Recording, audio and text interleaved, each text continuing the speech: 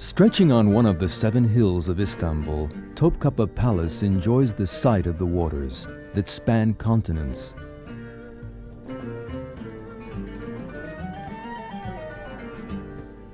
A city within a city, almost a country. Larger than the Vatican City, half as big as Monaco.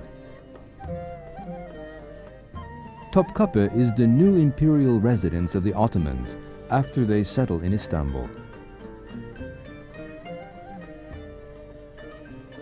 Its construction starts in the second half of the 15th century during the reign of Mehmed the Conqueror, and continues until the second half of the 19th century when Sultan Abdülmecit is in power. If you wonder why, unlike the palaces in Europe, Topkapı is not an edifice that is meant to be constructed according to a prior architectural design.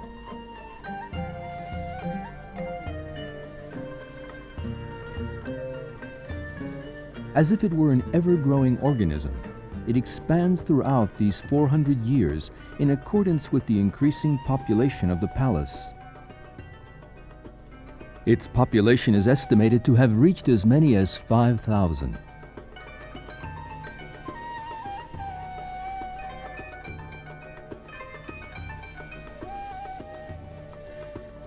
The imperial walls, high and thick, separate the palace from the rest of Istanbul. Topkapı has a life of its own. It is a palace city. Situated behind the Ahmet III fountain, the Imperial Gate is the outer entrance of this palace city.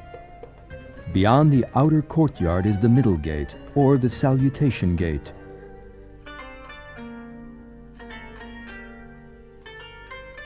Away from the eyes of the public, the secluded life of Topkapı takes place behind this gate. The Gate of Bliss is the door leading to the forbidden section of the palace where the Sultan enjoys his private life. Only the Sultan, mounted on his horse, can pass the threshold of the Gate of Bliss. The Gate of Bliss is also the ceremonial gate of the palace. Sometimes, it is the case that some state matters are discussed impromptu in front of this gate. Important matters, though, are discussed in the Council of State.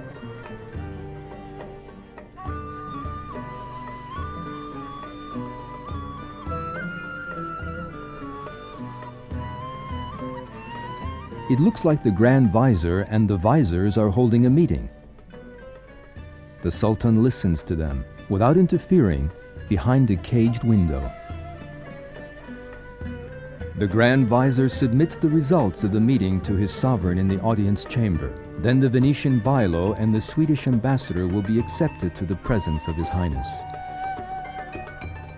During all these visits and ceremonies, on which throne will the Sultan be seated, do you think? Maybe the one widely known as the Shah Ismail throne, but which is actually a gift from the Iranian Shah Nadir, or the solid golden sovereign's throne, gleaming with the green tint of the emeralds adorning it. And yet again, he might choose the Sultan Ahmed's throne. These thrones are exhibited in the treasure chamber of the Topkapı Palace today. In addition to an immense collection of many more items that bring the glamorous past of the Ottoman Empire to our day.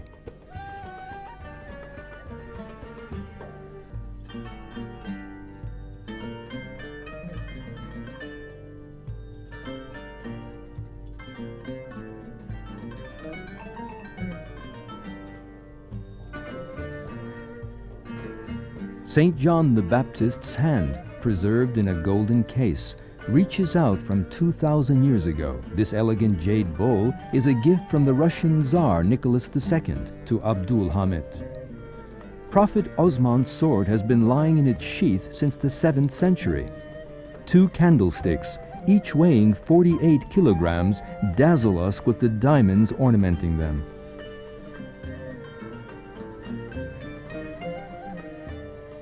The baby princes are falling asleep in their cradles laden with pearls. The world-famous 86-carat spoonmaker, Kaşıkçı diamond, is radiating magnificence in its case. And now the sovereign is on his way to visit the harem chamber. The harem is full of commotion. The white eunuchs are in a hurry to set everything ready for the sultan. The queen mother greets her son at the gate, exclaiming, "Welcome, my hero! Welcome, the sultan of all lands! Welcome, the king of the seas!"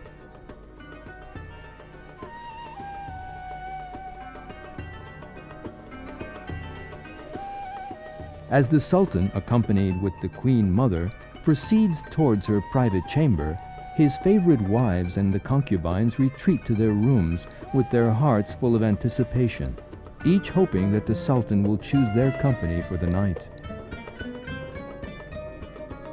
When, in the largest chamber of the harem, the time comes for the queen mother to withdraw to her nightly retirement, the sultan makes his way to his private bath, where amid the white marble he will find respite from the pressures of governing the empire.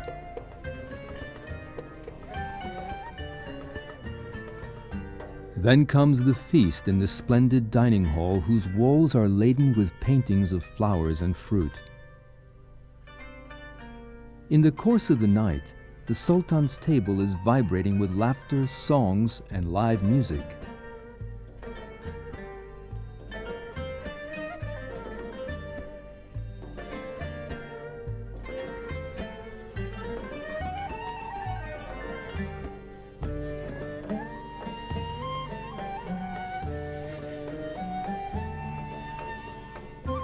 The young princes are fast asleep now, as the dimming lights of the evening blend the motifs on the stained glass with the flower patterns on the chinaware. The fountains in their rooms are turned on one by one.